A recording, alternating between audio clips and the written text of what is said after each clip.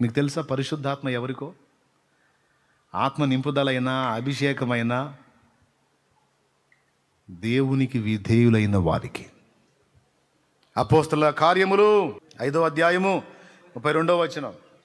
మేమును దేవుడు తనకు విధేయులైన వారికి అనుగ్రహించిన పరిశుద్ధాత్మయు ఈ సంగతులకు సాక్షులమై ఉన్నామని చెప్పిరి. మొదటి మాటకు విధేయత చూపితే రెండో మాట, రెండో మాటకు విధేయత చూపితే మూడో మాట. అట్లా మనం లోబడే కొద్దీ దేవుని ఆత్మ మనకి దగ్గర అవుతాడు. తమ్ముడో చెల్లే, మనం ఎంత ఆయనకి విధేయత చూపుతుంటాం అంత దగ్గర వచ్చేస్తుంటాడు. క్లియర్గా అర్థమైందా? దయ్యం కూడా అంతే. దాని మాట వినే కొద్దీ అది దగ్గరికి వస్తుంటుంది. దురాత్మ కూడా అంతే. ఫస్ట్ వెలపటుండి ప్రేరణ కలిగిస్తుంది. ఇస్కరియోతు యోధా జీవితంలో ఇది మనకి క్లియర్గా ఉంది. ఇస్కరియోతు యోధా జీవితంలో మనకు అది క్లియర్గా ఉంది. అన్నీ వదిలేశాడు, ఒక్కడ పట్టుకున్నాడు. ఇస్కరియోతు యోధా యేసుతో కూడా ఉంటూనే యేసు శక్తి పొందుకొనే మిగిలిన అపోస్తలతో పాటు తను కూడా కార్యాలు చేస్తూనే అన్ని వదిలేశాడు. కానీ ఒక్కటి ఉంది అతని దగ్గర, ధనాపేక్ష, ధన వ్యామోహం. దాని గురించి లేఖనం ఏం చెప్పిందో తెలుసా? సమస్త కీడులకు సమస్త దరిద్రానికి అదే మూలం అని చెప్పాడు. తెలుసా మీకు? ఏంటిది అది? ధనాపేక్ష సమస్తమైన కీడులకు మూలం. తిమోతికి రాసిన మొదటి పత్రిక 6వ అధ్యాయం 10వ వచనం చదువుతుంది చూడండి. ధనాపేక్ష సమస్తమైన కీడులకు మూలము. కొందరు దానిని ఆశించి విశ్వాసము నుండి తొలగిపోయి నానా బాధలతో తమ్మును తామే పొడుచుకుని నానా బాధలతో తమ్మును తామే పొడుచుకుంది. సమస్తమైన కీడులకు, సమస్త కీడులు, ఎవడైనా ఏదైనా కీడు పొందుతున్నాడు అంటే వాడు పొందే సమస్త కీడులకు ధనాపేక్ష మూలము అన్నాడు.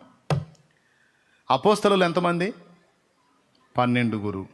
12 ఒకడెవరు? ఇస్కరియోతు యోధా. మిగిలిన 11 లేదది. వీడికే ధనాపేక్ష ఉంది. ఆ ఒక్కటే, అది మాత్రం వదల్లా మనోడు.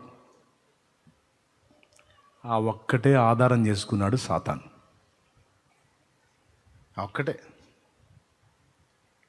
దేవుని ఆత్మ యేసు ద్వారా ఒక పక్క దర్శిస్తుంటే దురాత్మ మరో పక్క యోధాన్ని దర్శించడం మొదలుపెట్టింది. చిన్నగా వీడు సాతాను ఆలోచనకి చెవినివ్వటం మొదలుపెట్టాడు. ఎందుకంటే డబ్బు పిచ్చి కదా. యేసుతో ఉంటా, యేసుతో తిరుగుతానే వీడు చోరీ చేస్తున్నాడు. వీడు చోరుడు అన్నమాట. వీడు దొంగ బుద్ధి చూపిస్తున్నాడు. నాకు తెలియదు యోధాను గురించి యోహాన్ చెప్పాడు. అర్థమైందా? చూపిస్తా. 12వ అధ్యాయం 6వ వచనం చదువు తల్లి. వాడిలాగూ చెప్పినది బేదల మీద శ్రద్ధ కలిగి కాదు గాని వాడి దొంగయ్యుండి తన దగ్గర డబ్బు సంచి ఉండినందున అందులో వేయబడినది దొంగిలించుచు వచ్చిన గనుక అలాగూ చెప్పెను. చూసారా? 12:6 చెప్పేశాడండి. వాడిలాగూ చెప్పినది బేదల మీద శ్రద్ధ కలిగి కాదు గాని వాడు దొంగయ్య ఉండి తన దగ్గర డబ్బు సంచి ఉండినందున అందులో వేయబడినది దొంగిలించుచూ వచ్చాను గనుక అలాగూ చెప్పాను. తేల్చి పడేశాడు. వీడెవరో యేసుతోనే ఉంటున్నాడు, యేసు పెట్టింది తింటున్నాడు, యేసు శిష్యులలో ఒకడిగా చలామణి అవుతున్నాడు, యేసుకు ఉపచారం చేస్తున్నట్టే ఉన్నాడు. కానీ వీడి దగ్గర ధనాపేక్ష అంటే డబ్బు మీద వ్యామోహం అనేది చావలా. అదొక్కటి సాతాను ఆధారం చేసుకున్నాడు.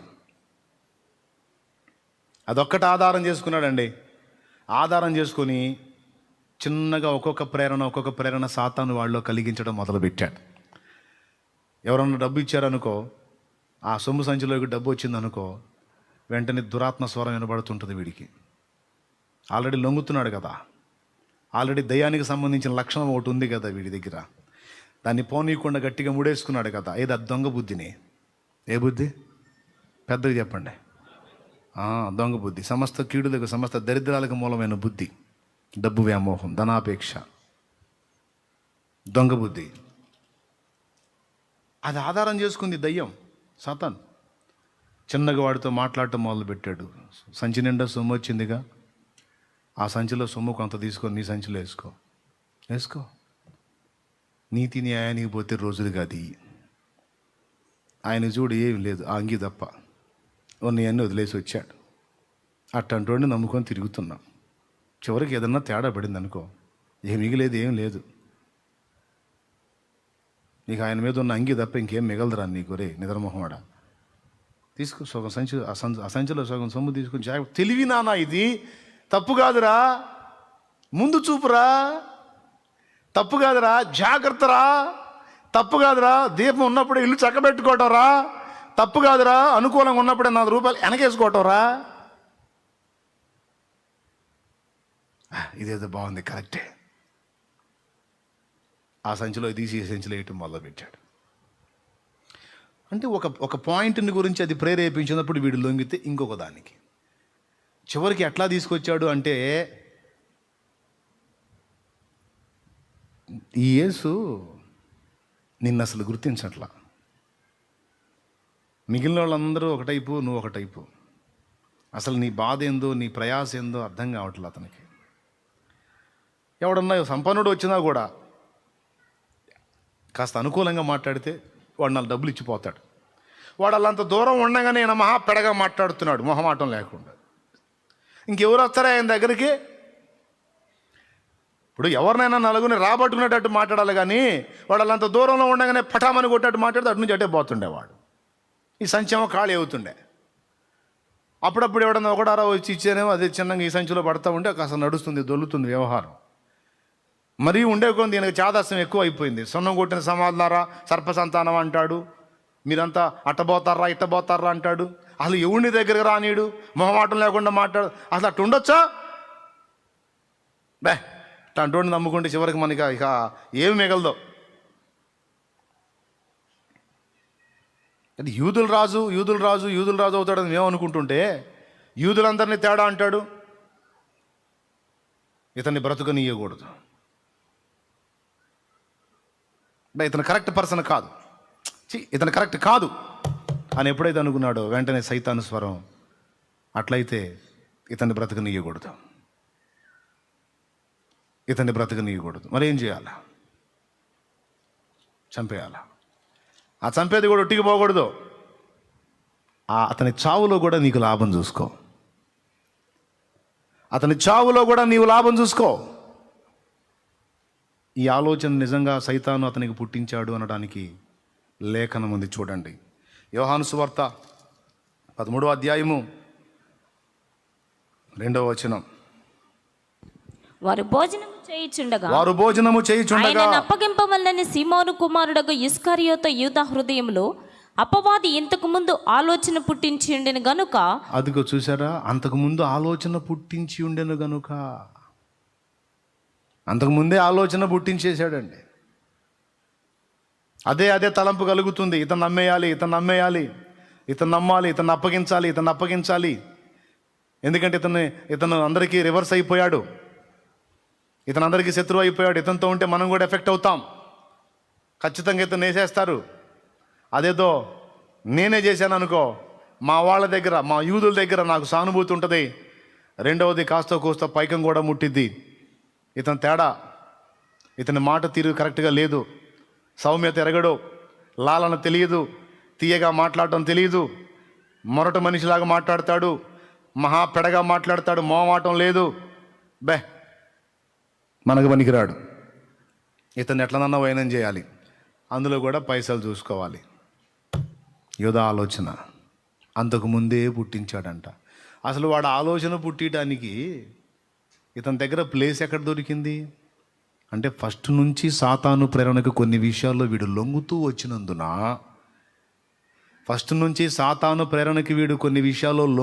వచ్చినందున, ఈ పాయింట్లో కూడా లొంగాడు.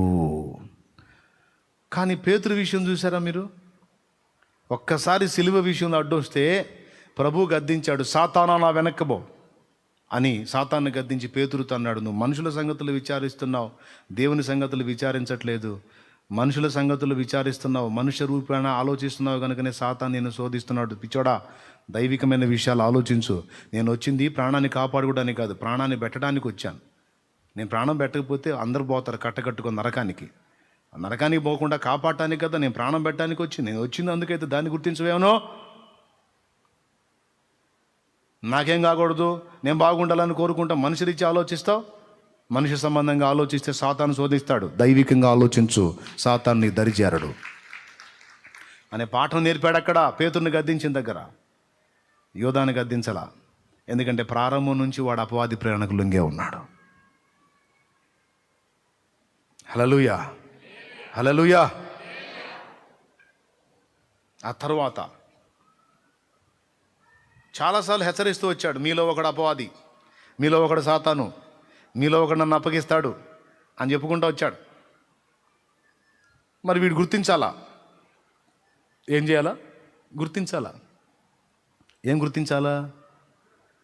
ప్రభు నన్ను కనిపెట్టినట్టున్నాడు, ఇతన్ని అప్పగించాలన్న ఆలోచన నాకే కదా పుడుతుంది. సో మీలో ఒకడు నన్ను అప్పగిస్తాడు అనే మాట వాడుతున్నాడంటే నా సంగతి అది అర్థమైనట్టుంది అని, ప్రభా నేనే ఆ దౌర్భాగ్యుడిని, క్షమించు అంటాడేమో అని వాని గురించి బయట పెట్టకుండా మీలో ఒకడు నన్ను అప్పగిస్తాడు అని చెప్తున్నాడు. ఎంత మర్యాదస్తుడో చూడు, ఎంత ప్రేమ గలవాడో చూడు. పరువు తీయటం ఇష్టం ఉండదు ఆయనకి. వాడు మనసులో అనుకుంటున్నాడు, ఈయన కూడా ముసుగులో చెప్తున్నాడు. చివరి గడియ వరకు ఆయన బయట పెట్టల వాడని, యోధా ఇలాంటి ఆలోచన చేస్తున్నాడని చివరి వరకు బయట పెట్టల. అంటే ఆఖరి గడియ వరకు వాడికి అవకాశం ఇచ్చాడు. ఆయనది ఎంత ఓర్పో చూడండి, ఎంత శాంతమో చూడండి, ఎంత దయో చూడండి, ఎంత కనికరమో చూడండి. చివరికి మీరు 13వ అధ్యాయం చూస్తే 21వ వచనం నుంచి చూడండి. యేసు ఈ మాటలు పలికిన తరువాత ఆత్మలో కలవరపడి, మీలో ఒకడు నన్ను అప్పగించునని మీతో నిశ్చయముగా చెప్పుచున్నానని రూఢిగా చెప్పెను. ఆయన ఎవరిని గూర్చి ఇలాగూ చెప్పెనో అని శిష్యులు సందేహపడుచు ఒకరి తట్టు ఒకరు చూచుకొనుచుండగా, ఆయన శిష్యులలో యేసు ప్రేమించిన ఒకడు యేసు రొమ్మున ఆనుకొనిచుండెను గనుక ఎవరిని గూర్చి ఆయన చెప్పెనో అదే తమకు చెప్పుమని సీమోను పేతురు అతనికి సైగ చేసెను. అతడు యేసు రొమ్మును ఆనుకొనుచు, ప్రభువా వాడెవడని ఆయనను అడిగాను. అందుకు యేసు, నేను ఒక ముక్క ముంచి ఎవనికి ఇచ్చేదనో వాడే అని చెప్పి ఒక ముక్క ముంచి సీమోను కుమారుడకు ఇస్కరియోతు యోధాకిచ్చెను. వాడు స్తోత్రం. అప్పటికి ముందు చాలాసార్లు చెప్పాడు, మీలో ఒకడు నన్ను అప్పగిస్తాడు, వాడు లోకంలో పుట్టకుండా ఉంటేనే మంచిది, కానీ వాడు పుట్టాడు, వాడు తేడా పడతాడు, వాడు నాశనపాత్రుడు అవుతాడు, నాశనపుత్రుడు అవుతాడు అని తరచు చెప్పుకుంటూ వచ్చాడు. అవి వీడు వింటానే ఉన్నాడు, మనలగాలే అన్నట్టుగా తిరుగుతున్నాడు. చివరికి లాస్ట్ డే వచ్చింది, ఇక చివరి రోజు, ఇక ప్రభువు బల్ల, ఆ బల్ల దగ్గర కూర్చున్నారు. ఇక ఆ రాత్రి అప్పగింపబడతాడు, ఇక ఫైనల్ డే, ఆఖరి గడియ. అప్పుడిక మరలా ఆత్మలో కలవరపడి, ఇక్కడున్న మీలో ఒకడు నన్ను అప్పగిస్తాడన్నాడు. అప్పుడన్నా వాడు ఆయన దగ్గరకు వచ్చి, ప్రభువా ఇన్నిసార్లు చెప్పావు, ఈరోజు నాకే ఆ ప్రేరణ బలంగా వచ్చింది, నేనేనయ్యా అని పశ్చాత్తాపపడి ఆయన దగ్గరకు వస్తాడేమో అని మళ్ళొక్కసారి ఇస్తాడు అదే పాయింట్. కానీ అప్పుడు కూడా రాకుండా వాడు ముసుగులో ఉన్నాడు. తర్వాత పేతురు యోహానికి వెళ్ళి చూశాడు. కనుక్కో